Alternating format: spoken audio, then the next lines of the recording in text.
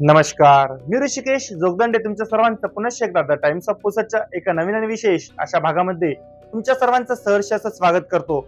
यवतमाळ वाशिम लोकसभा मतदारसंघ आणि लोकसभा निवडणूक 2024 नेमका कोणता व्यक्ती खासदार पदावर बसणार, कोणता व्यक्ती खासदार पदावर बसून आपले प्रश्न, आपल्या विभागाचे प्रश्न दिल्लीला गाजवणार, असे जे विविध प्रश्न आहे आणि नेमकं जनतेच्या मनात कोणता व्यक्ती खासदार म्हणून हवा आहे, अशी एक चर्चात्मक आपण भाग आपल्या चॅनलच्या माध्यमातून घेऊन आलेलो आहे। आपण बघितलं की कशा प्रकारे महाविकास आघाडी यांच्या मार्फत संभाव्य उमेदवार म्हणून काही नाव समोर आले, त्याचप्रमाणे महायुती मार्फत सुद्धा संभाव्य उमेदवार म्हणून काही नाव समोर आले। नेमकं आता कार्यकर्त्यांची आणि नेत्यांची प्रतीक्षा संपली। शिवसेना उद्धव बाळासाहेब ठाकरे गट यांच्या मार्फत त्यांचा उमेदवार, जो उमेदवार यवतमाळ वाशिम लोकसभा मतदारसंघामध्ये आपले नशीब आजमावणार खासदार पदाकरिता, तो म्हणजे संजय देशमुख यांचे नाव उमेदवार म्हणून लोकसभा यवतमाळ वाशिम मतदारसंघाकरिता समोर आले आहे, डिक्लेअर झालेले आहे। परंतु जे महायुती आहे त्यांच्या मार्फत अद्यापही कोणते नाव स्पष्ट झालेले नाही। यापूर्वी आपण बघितलं की काही प्रसार माध्यमांमध्ये आपल्याला दिसून आलं की भावना गवळी यांना तिकीट डिक्लेअर झालं असं सांगण्यात आलं, परंतु त्यानंतर संभाव्य उमेदवार म्हणून जे कॅबिनेट मंत्री आहे संजय राठोड यांचं नाव सांगितलं गेलं।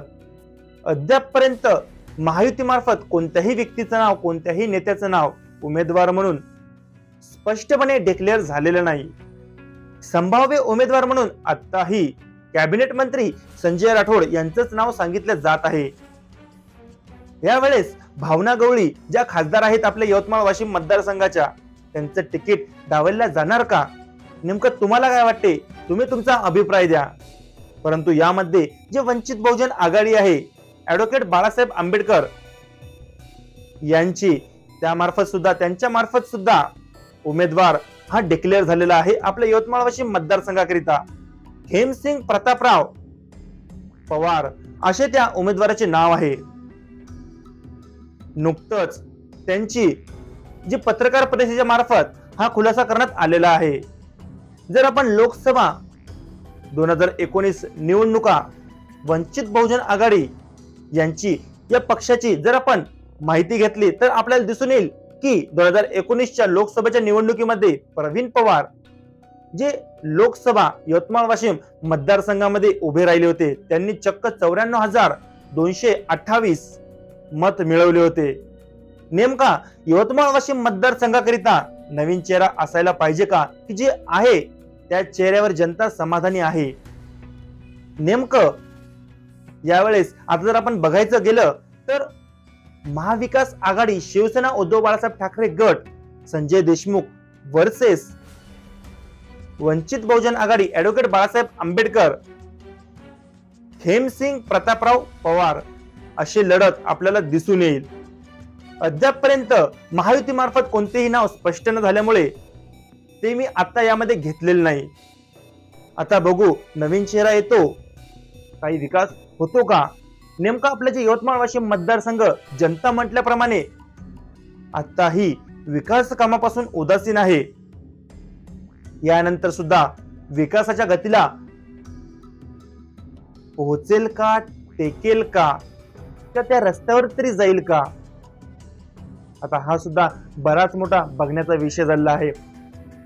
यानंतर जे आपले पुसद आहे त्यामध्ये सुद्धा जे नाईक घराणे आहे त्यांच्या मार्फत सुद्धा जे आपण प्रसार माध्यमावर आपल्या चॅनलच्या माध्यमातून जे काही गोष्टी शेअर केल्या, ययाती नाईक यांचं फेसबुक सोशल मीडियाच्या माध्यमातून संजय देशमुख यांना समर्थन, त्यानंतर नाईक घराणेच कुठेतरी संजय देशमुख यांना छुप्या पद्धतीने मदत करणार अशी विश्वसनीय आणि सूत्रांकडून मिळालेली माहिती,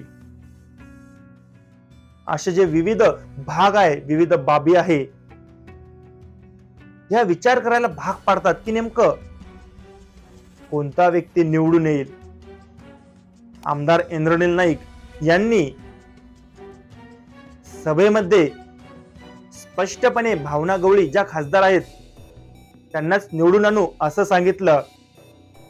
परंतु कुठेतरी सूत्रांमार्फत ही सुद्धा माहिती आहे की पूर्ण परिवार हा संजय देशमुख यांना मदत करणार.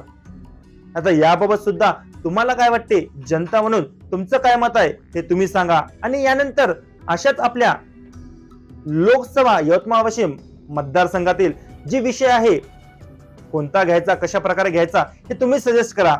अशाच प्रकारच्या बातम्यांकरिता बघत राहा द टाइम्स ऑफ पुसद. धन्यवाद.